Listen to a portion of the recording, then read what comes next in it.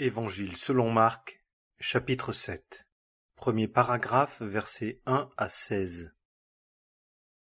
Et les pharisiens et quelques-uns des scribes, qui étaient venus de Jérusalem, s'assemblent auprès de lui. Et voyant quelques-uns de ses disciples mangeant du pain avec des mains souillées, c'est-à-dire non lavées, car les pharisiens et tous les juifs ne mangent pas qu'ils ne lavent soigneusement leurs mains, retenant la tradition des anciens. Et étant de retour du marché, ils ne mangent pas qu'ils ne soient lavés. Et il y a beaucoup d'autres choses qu'ils ont reçues traditionnellement pour les observer, comme de laver les coupes, les pots, les vases d'airain et les lits. Sur cela, les pharisiens et les scribes l'interrogent, disant « Pourquoi tes disciples ne marchent-ils pas selon la tradition des anciens, mais mangent-ils du pain avec des mains souillées ?» Mais lui, répondant, leur dit « Ésaïe a bien prophétisé de vous, hypocrites, comme il est écrit, « Ce peuple-ci m'honore des lèvres, mais leur cœur est fort éloigné de moi. Mais il m'honore en vain, enseignant comme doctrine des commandements d'hommes. Car, laissant le commandement de Dieu, vous observez la tradition des hommes, de laver les pots et les coupes, et vous faites beaucoup d'autres choses semblables. » Et il leur dit, « Vous annulez bien le commandement de Dieu, afin de garder votre tradition. Car Moïse a dit, « Honore ton père et ta mère, et que celui qui médira de père ou de mère meure de mort. Mais vous, vous dites, si un homme dit à son père ou à sa mère, « Tout ce dont tu pourrais tirer profit de ma part est corban, c'est-à-dire don. » Et vous ne lui permettez plus de rien faire pour son père ou pour sa mère, annulant la parole de Dieu par votre tradition que vous vous êtes transmise les uns aux autres. Et vous faites beaucoup de choses semblables. Et ayant de nouveau appelé la foule, il leur dit, « Écoutez-moi, vous tous, et comprenez. Il n'y a rien en dehors de l'homme qui, entrant au-dedans de lui, puisse le souiller. Mais les choses qui sortent de lui, ce sont celles qui souillent l'homme. Si quelqu'un a des oreilles pour entendre, qu'il entende. » Deuxième paragraphe, versets 17 à 23.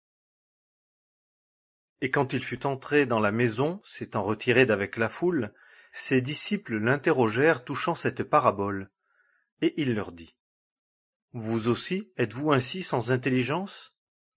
N'entendez-vous pas que tout ce qui est de dehors entrant dans l'homme ne peut pas le souiller, parce que cela n'entre pas dans son cœur, mais dans son ventre et s'en va dans le lieu secret purifiant toutes les viandes? » Et il dit, « Ce qui sort de l'homme, c'est là ce qui souille l'homme, car du dedans du cœur des hommes sortent les mauvaises pensées, les adultères, les fornications, les meurtres, les vols, la cupidité, les méchancetés, la fraude, l'impudicité, l'œil méchant, les injures, l'orgueil, la folie. Toutes ces mauvaises choses sortent du dedans et souillent l'homme. » Troisième paragraphe, versets 24 à 30. Et, se levant, il s'en alla de là vers les frontières de Tyr et de Sidon, et étant entré dans une maison, il ne voulait pas que personne le sût, et il ne put être caché, car une femme dont la fille avait un esprit immonde, ayant ouï parler de lui, vint et se jeta à ses pieds. Or la femme était grecque, syrophénicienne de race. Et elle le pria qu'il chassât le démon hors de sa fille. Et Jésus lui dit, « Laisse premièrement rassasier les enfants, car il ne convient pas de prendre le pain des enfants et de le jeter aux chiens. » Et elle répondit et lui dit, « Oui, Seigneur, car même les chiens, sous la table, mangent des miettes des enfants. » Et il lui dit, « À cause de cette parole, va, le démon est sorti de ta fille. » Et s'en allant en sa maison, elle trouva le démon sorti, et sa fille couchée sur le lit. Quatrième paragraphe, versets 31 à 37.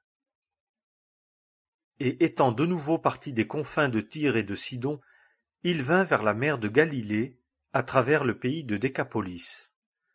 Et on lui amène un sourd qui parlait avec peine, et on le prie pour qu'il lui impose la main. Et l'ayant tiré à l'écart, hors de la foule, il lui mit les doigts dans les oreilles. et ayant craché, il lui toucha la langue. Et regardant vers le ciel, il soupira, et lui dit « Ephphatha », c'est-à-dire « Ouvre-toi ». Et aussitôt ses oreilles s'ouvrirent, et le lien de sa langue se délia, et il parlait distinctement. Et Jésus leur enjoignit de ne le dire à personne. Mais plus il le leur défendait, d'autant plus il le publiait. Et ils étaient extrêmement étonnés, disant « Il fait toutes choses bien. Il fait entendre les sourds et parler les muets. » Évangile selon Marc,